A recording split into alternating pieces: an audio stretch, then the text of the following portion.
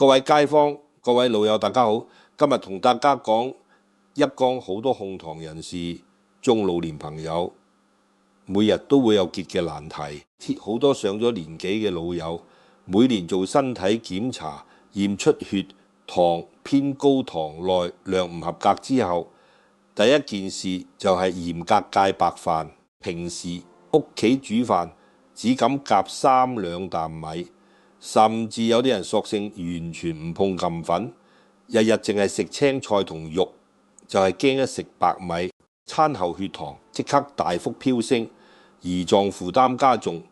後續演變成糖尿病，日日要食藥打針，想落都覺得辛苦。但大家平時睇新聞、睇旅遊節目，身邊去過日本嘅親友翻嚟分享，都會留意到一個充滿矛盾、值得我哋深思嘅現象。本人一日3餐從來離唔開白飯，朝早出門買飯團做早餐，中午外出食定食，一大碗白飯配魚同小菜。夜晚屋企煮壽司頓飯，頓頓都以精製白米做主要主食，從來唔會刻意減少米飯攝取。丁地中老年長者嘅空腹血糖餐後略上小時血糖指數普遍十分平穩。國內糖尿病整體發病率遠低於我哋華人社區，70-80歲嘅日本老人家日日照常食白飯，定期驗血，依然維持健康標準，唔需要長期靠藥物控制糖值。好多人第一時間會懷疑，唔通係日本出產嘅大米品種獨特，本身升糖速度比我哋平時食嘅絲苗米、珍珠米低好多，一係佢哋先天體質特殊，天生耐受禁粉，唔容易積累糖分。今日我好認真同大家講清楚，事實並非如此。市面上流通嘅各種白米禁粉構成差距其實十分細微，唔會出現一種米食完血糖大漲，另一種完全零負擔嘅情況呢。本人可以頓頓食白飯，仲維持靚血糖，背後並無任何神奇偏方，只係一套代代堅持幾十年，融入日常生活每一餐嘅科學飲食習慣入面，藏住穩控血糖嘅養生大智慧。今日我就由淺入深，逐一同大家拆解透脫，從進食順序、米飯處理、食材搭配、份量把控、預助飲食餐後活動6大維度講解清楚。只要學會跟足呢套日式食法，調成自己日常3餐，就算從細到大離唔開白飯，唔願意長期捱餓戒禁粉，啲可以有效壓低餐後血糖波動，減輕胰臟長期負荷。無論係血糖輕微偏高嘅朋友，抑或已經需要留意飲食嘅中年人，值得好好參考，落實到每日飲食入面。首先第一個最關鍵，好多個人完全造反嘅控糖秘訣，本人呢嚴格遵循嘅1汁3菜搭配標準，永遠唔會單獨淨係食一碗白飯應付一餐。而我哋好多街坊平時返工屋企獨自煮飯圖方便快捷，經常一碗炒飯、一碗湯泡飯、一碟禁味配白飯就解決一餐。成餐落肚，絕大部分都係精製禁粉，蛋白質同膳食為攝取嚴重不足，胃部入面冇任何可以撳慢、咁樣分解吸收嘅緩衝食材，令入面嘅鈉粉進入腸胃之後，好快就會被消化酵素分解成大量葡萄糖，一次性湧入血液入面，血糖曲線即刻出現急升急跌嘅情況，一餐落去數字直接超標，長期維持。咁樣單一飲食，胰臟需要時刻超負荷分泌胰島素，時間一長，夜頭素敏感度持續下降，血糖自然越控越差。但日式每一餐嘅標準搭配，一定會預備一碗清湯、一份優質低脂蛋白質，再加2款高纖維心式蔬菜湯，品多數係味噌海帶湯，店嗰個常用深海魚、嫩豆腐、粒豆、雞胸肉、蔬菜常見海帶、紫菜、菠菜、蘿蔔滾菇類，呢一種配菜都富含水溶性膳食，唔為同優質植物、動物蛋白呢兩類營養物質一齊進入胃部之後，會自動形成一層咩物嘅保護膜，完整包裹住後續食落肚嘅米飯。顆粒有效阻隔小腸黏膜同澱粉直接接觸，大幅減慢澱粉分解成葡萄糖嘅速度，血液入面嘅糖分會緩慢均勻地釋放出嚟，唔會出現突然飆升嘅狀況，天數而壯，唔需要一時間承受巨大壓力。餐後血糖自然維持平穩。好多老友唔會明白食材搭配對於控糖嘅影響有幾大。曾經有營養學專門做過對比實驗，兩組實驗者分別食同等份量嘅白飯，第一組只單獨食白米，第二組按照日式一汁三菜標準搭配，如同海藻蔬菜。測量餐後2小時血糖數據，第二組嘅平均值足足比第一組低3成以上，差距十分明顯，足以證明單純食白飯同均衡搭配進食對於血糖嘅影響簡直天差地別。好多家庭煮飯從來唔重視配菜豐富度，覺得有餸有飯就得，忽略同維同蛋白嘅重要性。久而久之，就算每餐少食半碗飯，血糖依然控制唔理想。問題根源就出質單一嘅飲食搭配上面，參考日本人嘅習慣，唔好將白飯當成一餐嘅絕對主角。鐵口米都配備適量魚肉同蔬菜一齊咀嚼進食，長年累月堅持，血糖控制一定會有明顯改善。第二個，好多人聽完會覺得意外，但背後有完整科學依據嘅重點，就係日本人處理白飯獨特嘅冷卻習慣，即係佢哋煮好新鮮白米之後，從唔會即刻趁熱大口進食。無論係便利店預先包裝好嘅飯團壽司，或係屋企自備帶去返工嘅便當入面嘅米飯，全部都經過充分胎凍冷藏處理，唔會趁滾乾嘅時候食用。好多老友會有疑問，冷飯唔係傷脾胃，容易引起腸胃不適嗎？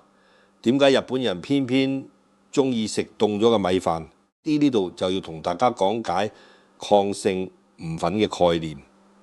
剛剛煮滾嘅熱白飯入面所有澱粉完全處於糊化狀態，分子谷高鬆散，喺腸胃入面嘅鹼粉分解酶可以毫無阻礙快速拆解，葡萄糖釋放速度極快，升糖指數偏高。定係當白飯經過室溫殘凍，再放入雪櫃冷藏4個鐘頭以上，米飯入面嘅澱粉會自動發生回生反應，重新排列生成抗性澱粉。澱粉分子曲過緊密人體小腸內嘅消化酶，好難快速分解吸收，大部分會直接經過小腸去到大腸，唔會大量釋放葡萄糖進入血液，等同於天然嘅血糖緩衝層。權威營養數據顯示，經過冷藏冷卻處理嘅白飯，整體升糖指數可以降低2%左右。同樣100克嘅米飯，熱食同冷食嘅餐後血糖峰值差距極大。長期食冷卻米飯，每日累積落來，對於穩控血糖嘅幫助不容小覬。除此之外，日本人製作壽司嘅時候，特意係米飯入面加入少量米醋，攪拌均勻。醋酸本身可以抑制人體內琴粉分解酵素嘅活性。進一步，慢米飯糖分釋放速度雙重機制之下，就算食同等份量嘅白米，血糖波動幅度都會細好多。大眾唔需要強迫自己食冰凍刺骨嘅冷飯。屋企煮完米飯之後，開蓋攤凍2至4個鐘頭，剔微微翻熱至微溫狀態就可以正常食用，唔會完全破壞已經生成嘅抗性澱粉。操作簡單，屋企每個人都可以輕鬆做到，需要額外花費金錢同時間，只需要調整煮飯之後嘅進食時間，就可以達到唔助控糖嘅效果。第3個決定，血糖高低卻極容易俾普通人忽略嘅核心力門，就係日本人嚴格管控每餐米飯嘅攝取份量、餐具設計同飲食觀念雙重配合，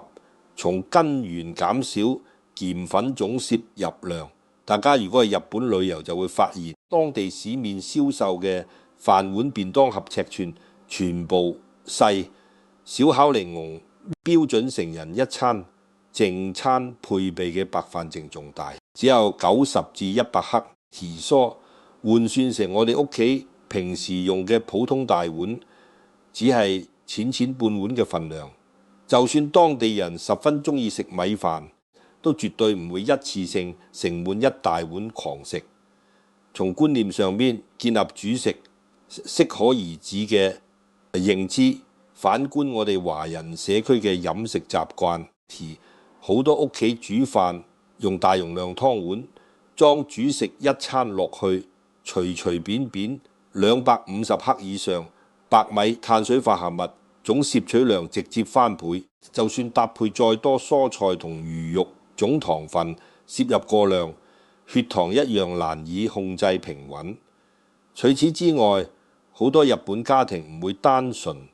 煮純白米，但將白米以埋糙米、大麥、紅豆、粒麥一齊混合蒸煮雜菇入面，富含大量粗纖維，同精製白米混合之後，整碗飯嘅膳食纖維含量大幅提升，升糖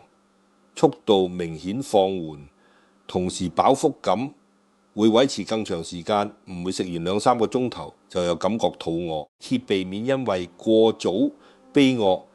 而再額外進食零食，減少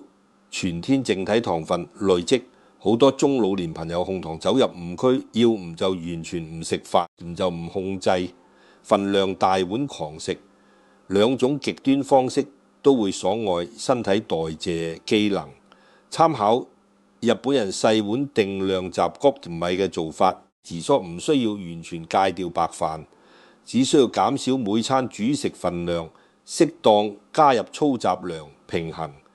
陰粉各個長期堅持，對於穩定空腹、血糖同餐後數值都會有實質幫助。第4個影響血糖波動，90%國人日常進食完全造反嘅關鍵細節。本人從不變嘅固定進食順序，先湯再蔬菜蛋白，最後先少量進食白飯。我哋絕大部分人開餐第一個動作就係夾起白飯入口，先將主食食飽，之後先慢慢夾餸飲湯。胃部一開始空空如也，大量精製唔係粉直接同腸壁接觸糖分，瞬間釋放血糖，即刻急升。但日本人無論屋企定外出食飯，永遠跟住一套固定流程。第一件事，先飲一碗溫熱米噌開大湯滋潤腸胃，跟住先大量進食海藻時蔬、豆腐、深海魚一類高劣為高蛋白食材，將胃部大部分空間填滿，最後剩餘少量肚容量，先會少量食白飯填飽肚子。進食順序係營養學公認最適合控糖人士嘅飲食習慣。先食落肚嘅蔬菜同優質蛋白，車會係胃部、小腸內壁形成一層緩衝屏障，後續進入嘅米飯及粉唔可以快速接觸消化黏膜分解，速度大幅降低，持續葡萄糖釋放節奏變得平緩，唔會出現餐後血糖峰值過高嘅情況。好多老友試過堅持半個月先菜後飯嘅進食順序，餐後唔會再容易出現口乾頭暈、眼瞓呢啲血糖優升之後嘅不適症狀。驗血數字亦都比從前平穩，即已證明進食先後順序看似細微，實際對於血糖控制有極大影響。唔需要改變日常食嘅食材，只需要調整夾餸同食飯嘅先後次序，就可以低成本改善餐後血糖狀況。第五個日常餐桌必備輔助調理身體糖分代謝嘅配套習慣，就係日本人每餐必備各式各樣發酵食品，稱納豆、酸經海菜、發酵豆腐。幾乎每一餐都會出現，從唔會省略。發酵類食材入面含有大量活性益生菌，可以長期調理人體腸道菌群平衡。而近年好多營養研究證實，腸道菌群狀況直接影響人體胰島素敏感度。長期缺乏有益菌嘅腸道，對於糖分代謝分解能力偏弱，好容易出現糖內量下降、血糖波動大嘅情況。堅持每日適量進食發酵食材，腸道有益菌群數量穩定增值，身體調控血糖嘅能力會慢慢提升。同單純只食白飯相比，搭配納豆、味噌一齊進食，餐後血糖起伏幅度會細一大截。反觀好多華人家庭日常飲食，極少食發酵食材，餐桌多數只會準備新鮮時蔬同肉類，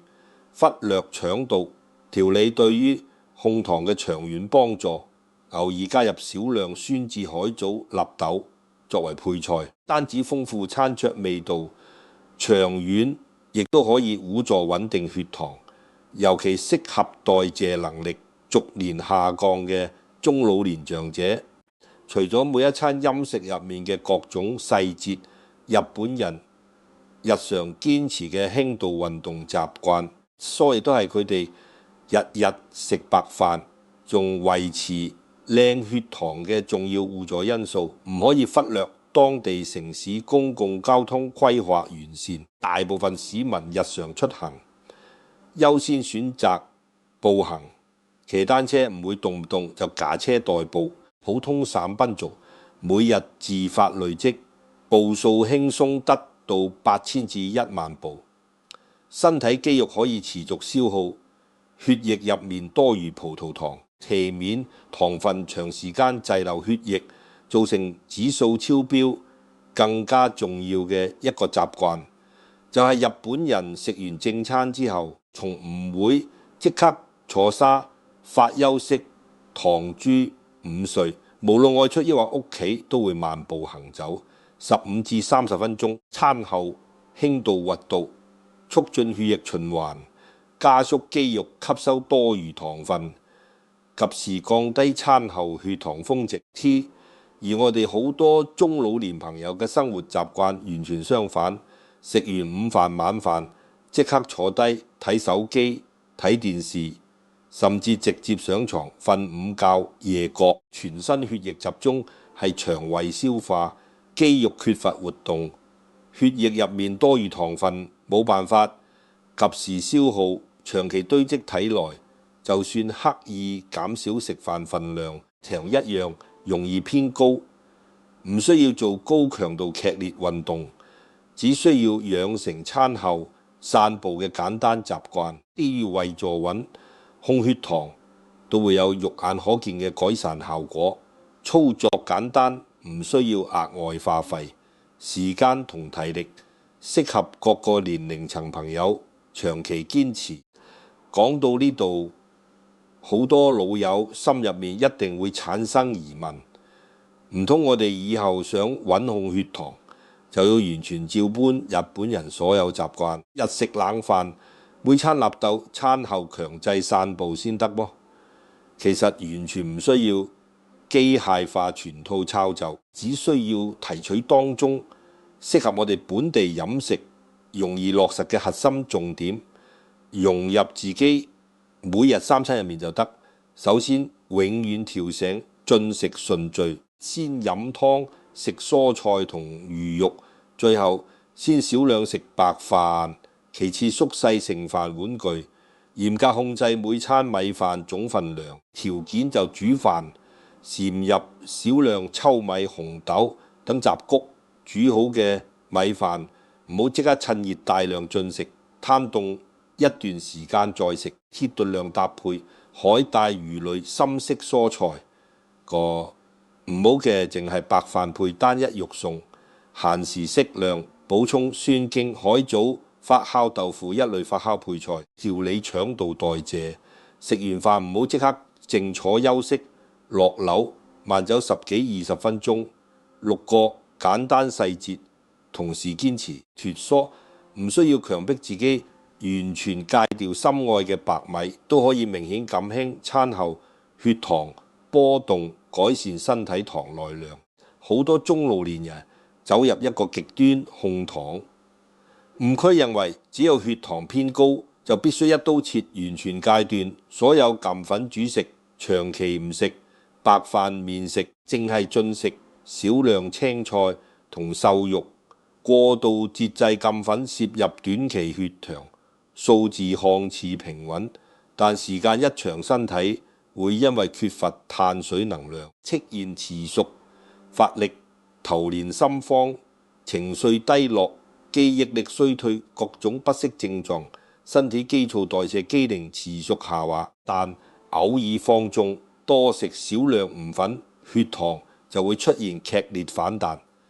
反而更加難以調控。而日本人幾百年流傳落嚟嘅飲食智慧，從來唔主張強迫自己忌口壞餓，唔會將白飯當成升糖原路，反而透過調醒處理方式、食材搭配、進食次序同日常習慣平衡澱粉攝取同血糖穩定兩者之間嘅關係溫和而堅持嘅飲食模式，先適合普通人長久維持。唔會因為過度克制難以長期執行半途而廢，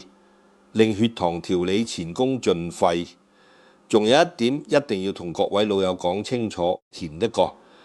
同大家分享嘅全套日式食飯方法，只可以作為日常飲食調理嘅互助手段，唔可以直接取代正規醫療治療。如果已經確診二型糖尿病，或者醫生開咗降糖藥、胰島素針劑，千祈唔好擅自停藥減藥，單純依靠改變食飯習慣控制血糖，